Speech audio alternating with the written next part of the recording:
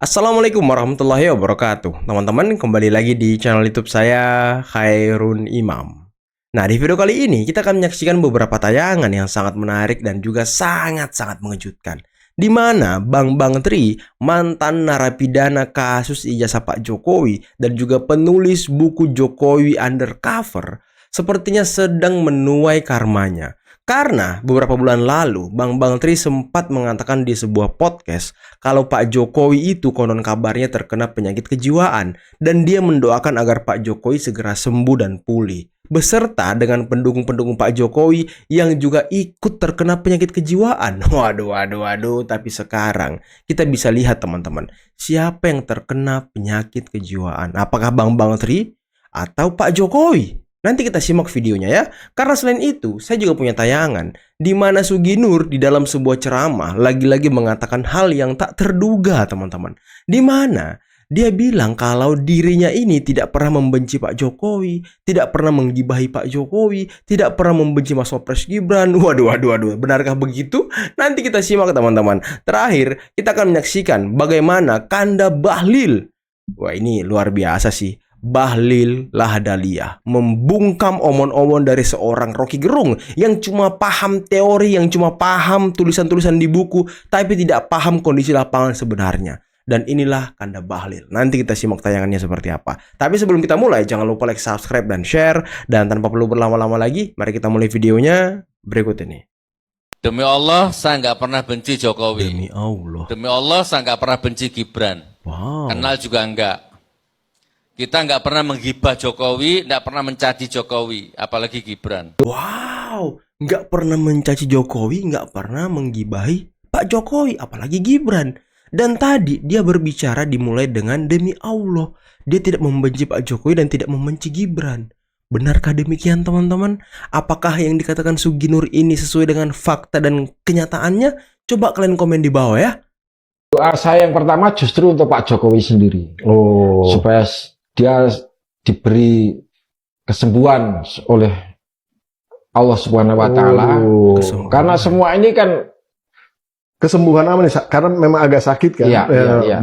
Ya kesembuhan lahir batin lah. Kalau dia sekarang ini udah gila gitu ya supaya sembuh gitu. Ya. Kalau soal fisik itu lebih gampang saya kira. Yang penting lebih kelihatan juga ya. Yang penting jiwanya ini yang harus balik gitu. Karena kalau kita berurusan dengan orang yang jiwanya sudah nggak normal gitu ya, kita susah memang gitu. Seperti itu ya. Jadi supaya sembuh lagi dari persoalan sakit jiwa gitu, kira-kira gitu ya. Oke. Nah, terus masa cuma satu doanya? Ya itu kan banyak list dong, banyak gitu. Iya, terus kedua, kalau Pak Jokowi sembuh, itu kan yang ketularan dia gila juga ikut sembuh juga gitu. Maksudnya siapa itu? Ya agaknya ini yang paling ketularan itu ya presiden kita sekarang ini. Kok gitu. Bisa begitu kesimpulannya? Iya, kan kita kenapa? Bisa melihat kenapa presiden. Pak Prabowo itu akhir-akhir ini membuat kebijakan-kebijakan yang kontroversial gitu. Masalah bencana di Sumatera misalnya tidak ada keputusan yang tegas untuk menjadi bencana nasional. Padahal semua orang yang berpikir sehat itu sudah layak untuk dinyatakan sebagai bencana nasional. Gitu. Dengan ini menyatakan keyakinan saya bahwa pernyataan saya adalah benar. Jokowi tidak lulus SMA, tidak punya ijazah SMA. Walaupun saya dihukum 5,5 tahun, saya tetap pada keyakinan itu. Semoga Allah meridhoi usaha kita semua. Amin. Waduh. Coba kalian perhatikan before afternya. Pada tahun 2025, muka dia ini masih normal, teman-teman. Masih fresh lah gitu ya kan. Tapi kemarin saat hadir di aksi depan DPR, coba kalian perhatikan mukanya. Sudah seperti orang yang penuh beban, orang yang sangat stres, ya kan? Dan mungkin kalian masih ingat, ini manusia ini yang pernah mengatakan katanya dia dimimpikan oleh gurunya datang di mimpinya kemudian memberikan wasiat-wasiat. Ini kan tanda-tanda kelainan jiwa, teman-teman. Terus kata gurunya, ikut kau sana sama Rismon. Sama Rismon. Sekarang Rismon sudah bersama dengan Pak Jokowi, sudah membela Pak Jokowi. Sekarang kamu ikut siapa kau? Coba tanya guru kau yang udah meninggal tuh. Ikut siapa lagi coba? Dan kau bilang tadi Pak Jokowi sakit kejiwaan, kebalik bos. Sekarang udah kebalik. Kita bisa lihat Pak Jokowi semakin sehat, semakin bugar. Beliau jogging, beliau olahraga, beliau bertemu dengan warga-warga dan masyarakat itu sudah luar biasa, sudah sangat sehat. Anda sekarang gimana? Hah? Anda sekarang gimana? Kejiwaan Anda sekarang gimana, Bang Bandri? Sekian, wassalamualaikum warahmatullahi wabarakatuh. Waalaikumsalam warahmatullahi. Kami berdiskusi panjang. Dan gue surprise juga melihat Mas Gibran. Gue penasaran. Yang terus lanjut. Ya Mas Gibran ini ternyata ya karismanya itu luar biasa gitu bro. Sekarang ini ya. Kalau ngikutin turun Mas Gibran ya ke lapangan gitu, itu masyarakat yang deketin Mas Gibran itu puluhan ribu kali ya. Yang nempel. Terus ya kayak bapaknya persis lah. Kalau turun ke bawah, kalau belusukan gitu. Ya. Jadi ada karisma itu juga yang gue tangkap begitu diskusi tuh, ini ternyata memang pintar ini ya, Mas Gibran ini ya. Gue bisa berdiskusi panjang sama beliau dan ada satu momen ya, kita lagi bicarakan masalah lumayan teknis gitu. Gue butuh waktu buat mencerna gitu bro. Tapi Mas Gibran ini bisa langsung cepet catch up dengan diskusi tersebut. Sementara itu gue yang tadi lo bilang S3 dan macam-macam gitu, gue butuh waktu nggak bisa buka praktek buat loading ya. Gitu. Ini ya, lagi ngomongin apaan nih? Wow. Gue buka-buka sedikit handphone kan, Google dulu nih ini barang apa gitu. Tapi Gibran ini beda gitu, dia bisa cepet catch up gitu. Ini nggak dibaca oleh Purbaya, apalagi Bahlil. Oh itu bahkan buat cara nyari halaman pun dia salah nih. Karena dia pikir ini adalah ADART Golkar. Orang lain beli lebih mahal, kapal belok. Bisa gitu. Loh, memang ini faktanya bukan lagi ilmu di buku. Iya benar. Jadi jangan bermimpi mengelola negara sekarang pakai ilmu buku. Ilmu abuleke. Ini semua ilmunya sudah di luar buku nih. Iya. Ini ilmu bajing loncat. Ini ilmunya ilmu lapangan. Bahlil. Yang paling apa? Yang paling bodoh. Nah saya nggak mau dibilang menteri goblok, itu aja. Ya, yang pertama Bahlil. Yang mana nih? Bahlil. Yang paling apa? Yang paling bodoh. Ini lu bikin susah kita aja lu. Kenapa? Bahlil kenapa? Bukannya dia sekarang bahasa tubuh Bahlil itu udah menjelaskan dia cuma ingin menjilat. Dia tidak paham tentang social justice. Waduh. Kan basis dari Prabowo Indonesia social justice. Bahlil nggak paham. Produksinya banyak, harganya nggak bagus. Ini pasar yang pintar atau kita yang setengah pintar? Karena kita bisa atur pasar sebenarnya ya. 43% Gila. dari supply batu bara yang diperdagangkan di dunia yang totalnya 1,3 miliar itu dari Indonesia. Kalau harganya kita tidak bisa atur, ya gobloknya kita aja. Nah saya nggak mau dibilang menteri goblok, itu aja. Ini kayak setengah pinter pun nggak mau kan? Iya. Ulang kata-kata itu. Iya, ulang kata-kata itu. Om suka. Iya. Mas Anies, ibunya Arab, bapaknya Arab, kakeknya Arab. Mas Anies nikah dengan WNI keturunan Arab.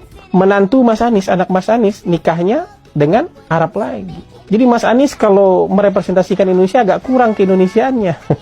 Mungkin 3% Indonesia aja yang bisa direpresentasikan oleh Mas Anies kalau kita bicara politik identitas. Kurang Indonesianya. Kan peluang ketemu Arab sesama Arab itu kan sama kayak saya. Orang ketemu Padang itu kalau udah di Pulau Jawa ini ya kurang dari 10% lah. Makanya istri saya bukan orang Padang kan gitu. Karena peluang saya ketemu dengan orang Padang di bawah 50%. Bahkan mungkin di bawah 10%. Makanya dapat istri orang yang bukan Padang. Tapi Mas Anies dengan segitu pergaulannya ketemu istri Arab lagi, anaknya ketemu suami Arab lagi. Kenapa DPR ini seolah-olah seperti mati suri, Bang? Ya karena mohon maaf nih, pimpinan-pimpinan partai politiknya semuanya pedagang. Jadi itu yang membuat DPR itu mandul. Kan DPR ini kan kepanjangan tangan dari partai politik. Mau ngomong harus izin dulu. Ya, ngomong keras sedikit dipanggil. Ini Korea ini semua menurut bosnya masing-masing. Bambang Pacul ditelepon, Ibu Pacul berhenti, siap. Ini laksanakan Pak. Saya cukup sedih ketika misalnya DPR ini didelegitimasi. Seolah-olah DPR ini nggak ada kerjanya, ya. isinya kotoran semua lah. Ya. Sehingga sekarang tingkat kepercayaan masyarakat pada DPR itu di angka 3,9%. Rendah sekali. 3. Ya, itu yang membuat saya pribadi sebagai anggota DPR itu sedih luar biasa, Bang. Dan saya nggak bangga lagi jadi anggota DPR sebetulnya. Ya, bahkan berencana 2029 saya nggak menyalon lagi. Saking sedihnya saya gitu. Ya. Jangan dong. Ini enggak, ini emosionalnya saya. Ketika misalnya DPR ini didelegitimasi sampai seperti itu. Padahal kan di dalam DPR itu nggak cuma sampah isinya, banyak juga yang masih bagus. Tapi yang sampah juga ada, kan gitu. Yang sampah ada, tapi yang bagus juga masih banyak, gitu ya. Nah, masalahnya sebetulnya kenapa DPR ini seolah-olah seperti mati suri, Bang, ya? Ya karena, mohon maaf nih, pimpinan-pimpinan partai politiknya semuanya pedagang. Jadi itu yang membuat DPR itu mandul. Kan DPR ini kan kepanjangan tangan dari partai politik. Mau ngomong harus izin dulu. Betul. Ya, ngomong keras sedikit dipanggil. Kan itu urusannya. Pak Mahfud tanya pada kita, tolong dong undang-undang perampasan aset dijalanin. Republik di sini ini gampang Pak, saya ini lobbynya jangan di sini Pak. Ini Korea ini semua menurut bosnya masing-masing. Korea ini menurut bosnya. Di sini boleh ngomong galau Pak. Bambang Pacul ditelepon, Ibu Pacul berhenti, siap. Ini laksanakan Pak. Saya terang-terangan ini, gitu loh. Mungkin perampasan aset bisa, tapi harus bicara dengan para ketum partai. Duduk. Kalau di sini nggak bisa. Ya terus apa gunanya DPR ya kan? Teori saya. Jadi permintaan jenengan langsung saya jawab. Bambang Pacul siap kalau diperintah. Mana perintah berani Pak? Ya memang harus diakui Pak Jokowi ini kan lahir dari gerakan rakyat. Bukti kan dalam 2 tahun Pak Jokowi jadi gubernur, Pak Jokowi sudah melakukan banyak gebrakan-gebrakan yang signifikan untuk pengelolaan Jakarta. Sehingga rakyat berkehendak lebih, yaitu mendorong Pak Jokowi jadi capres di 2014. Dan itu sudah dibuktikan dengan segala keterbatasannya, karena partai kan kita kalah 2014. Partai cuma 36%. Begitu. Melawan koalisi besar. Tapi kita bisa menang karena apa? Karena ada gerakan rakyat di situ. Dan 2014 itu adalah gerakan rakyat yang mengantar Pak Jokowi dan Pak JK jadi presiden dan wakil presiden. Nah, menurut saya di forum ini saya juga berharap nggak usah terlalu tidak terlalu perlu dibesar-besarkan. Debatan. Pak Jokowi juga udah bilang dia orang kampung, dia rakyat. Makanya Pak Jokowi itu rakyat. Saya ini bukan siapa-siapa. Hanya orang kampung. Saya orang kampung. Wah. Gitu.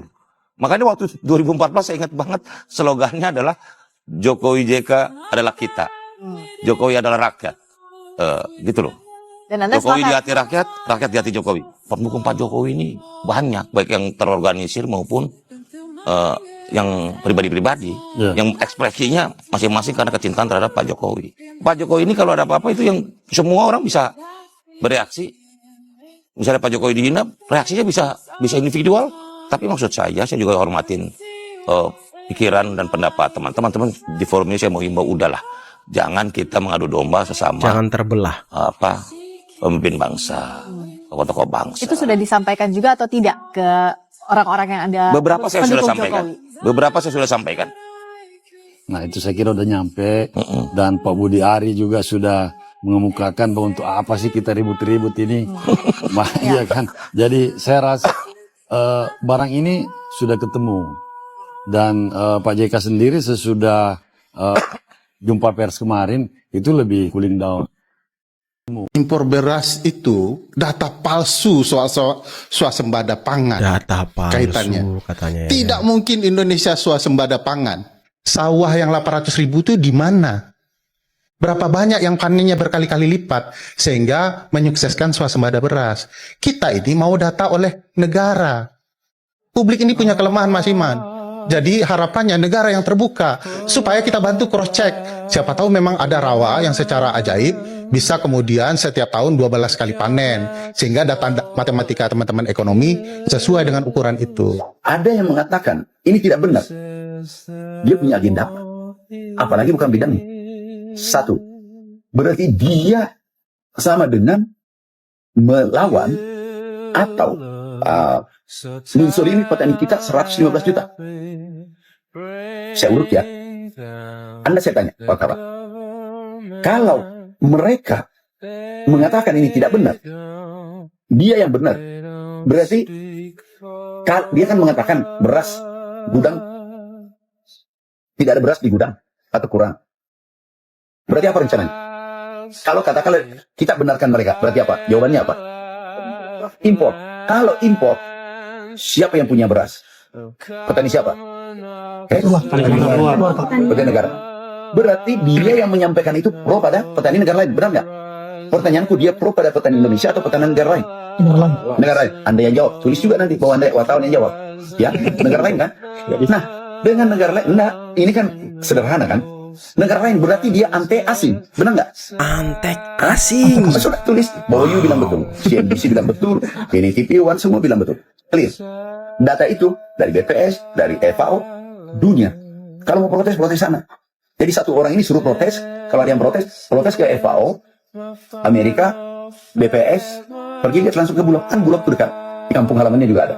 Nah teman-teman, itulah tadi beberapa video yang bisa kita simak, yang bisa kita saksikan pada kesempatan kali ini. Dan bagi kalian yang sampai detik ini masih mengatakan Mas Gibran hanya bisa pelongo-pelongo, Mas Gibran hanya bisa mengerjakan kerjaan sekelas RT, sekelas RW, sekelas lurah, Mas Gibran tidak mengerti apa-apa, sepertinya kalian butuh mencerna lebih dalam lagi ucapan dari mantan tim pemenangan nasional Ganjar Mahfud yang pernah berdiskusi dengan Gibran. Dan ini testimoni yang real, bukan omon-omon.